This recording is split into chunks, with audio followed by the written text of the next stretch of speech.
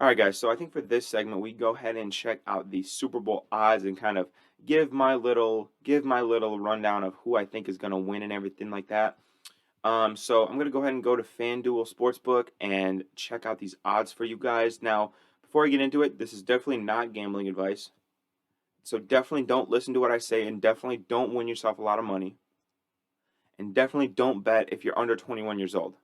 No, actually, I'm kidding. I'm kidding. Don't bet. Don't do that. Don't do that. I'm not encouraging any illegal activity, and I'm not getting in trouble for you little hooligans gambling all your Fortnite money away. Anyway, so we're on FanDuel Sportsbook. I'm gonna go ahead and take a look at these odds really quick, see what I like. So just right off the bat, the Eagles are favored by 1.5 points, which to me seems a little low. I would have guessed, like I said, that they would have been -2.5, -3 point favorites. I still really like Kansas City to cover that. Obviously, the over under is at 50.5, which to me seems about right. Maybe a little low, but about right. Again, two of the best offenses in the league with the two best quarterbacks this year. I probably would have gone a little higher, but I suppose the Eagles defense is very good, so maybe that over under is reflected by that. For Super Bowl MVP, the top two odds favorites are obviously Mahomes and Hurts, because more often than not, it goes to the winning quarterback, regardless of if it should or not. But go ahead and look at some of these other odds. Travis Kelce's at plus 1,600, AJ Brown's at plus 1,800, Miles Sanders plus 2,500, and Devontae Smith at plus 3,100. So, if you are a gambling man, my recommendation to you would be I would sprinkle some on whichever team's quarterback you think is going to win. So if you pick the Eagles, I would sprinkle a little some on Jalen Hurts. If the Chiefs, I would sprinkle a little some on Mahomes. But if you kind of want a teaser, you kind of want a little some extra, I might sprinkle a little some on Travis Kelsey. And here's the thing, right? Plus 1,600, that's a really good odds for a guy who is definitely going to be the main target of Patrick Mahomes, has had big Super Bowls in the past, and is a guy who I think the offense runs through. It's rare for an offense to run through a tight end, but I think he really does with the Chiefs. So I might sprinkle a little some on Travis Kelsey. In terms of the anytime touchdown scorer props, we've got Travis Kelsey at -115, so that's looking very correct. We have Miles Sanders at plus 120, Jalen Hurts at plus 100, AJ Brown plus 120, Isaiah Pacheco at plus 120, Devontae Smith plus 165. I'm not going to read all of them for you, but what I would say is if I am going to pick one to throw some money on, I think Dallas Goedert at plus 175 looks really good. I would not be surprised if Dallas Goedert scored a touchdown. I think Isaiah Pacheco at plus 120 is good, although his usage rate has been down just a little bit lately. If you want kind of a big gamble one, I might go with. I could see Kadarius Toney scoring for plus 400, assuming he plays, which I'm guessing he will. Um, yeah. So those are kind of the anytime touchdown score props, and then let's take a look at some more of these. Travis Kelsey plus 25 yards in each half, -140, -145. I kind of like that. Um, okay. Let's look at some of these specials here. All right. Actually, no. Let's go to passing props. What is Jalen Hurts passing prop at? Um, Jalen Hurts passing yards. The prop is set at 238. Okay, I would I would go under. I would go under 238. Um, and here's why I say that. Again, Eagles are a very run heavy team. They run the ball often. They control the clock. That gives that gives Jalen Hurts and the Eagles less opportunities to throw. And however, I do think that if he gets it, it'll happen because the Chiefs secondary is young and inexperienced. And if Mahomes is doing his part on the other end and scoring, then they might be in a shootout. So Jalen Hurts might have to throw. Um, any quarterback to throw for 400 plus yards, yes, plus 980. Ooh, I don't know if I like that. Um, okay, I like those a lot. Um, any QB to do total number of players to have a pass attempt. Oh, this is a Super Bowl favorite. I heard Nick Wright talking about it this week on his show. Total number of players to have a pass attempt over 2.5.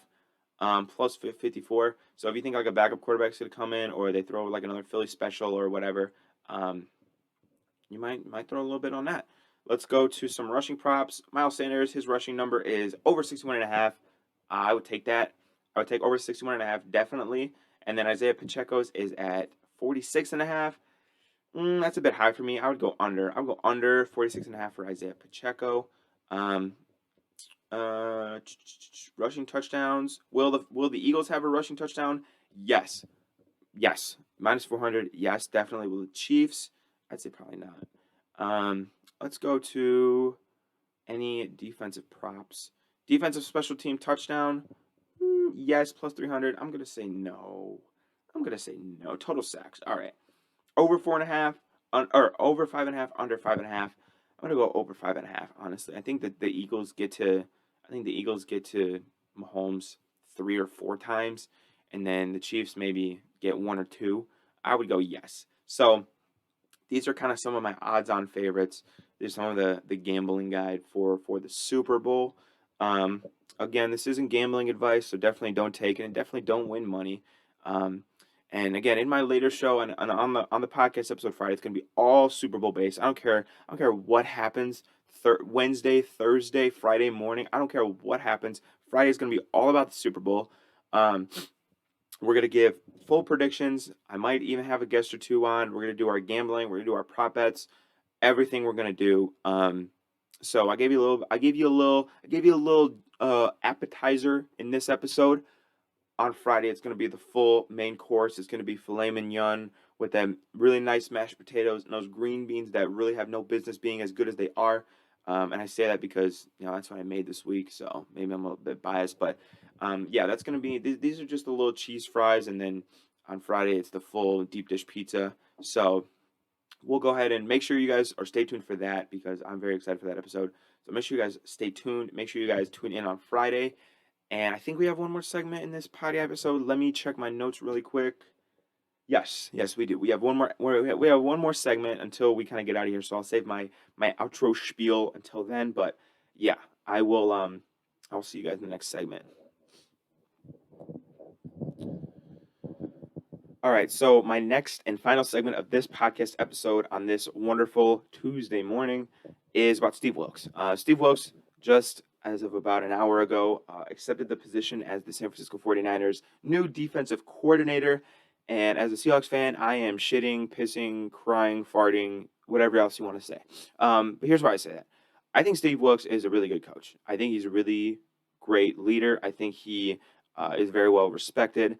And I thought for some time that he was going to remain in Carolina. I mean, you saw last year in Carolina, he took over after Matt Rule was unceremoniously let go of his duties and banished to Nebraska football.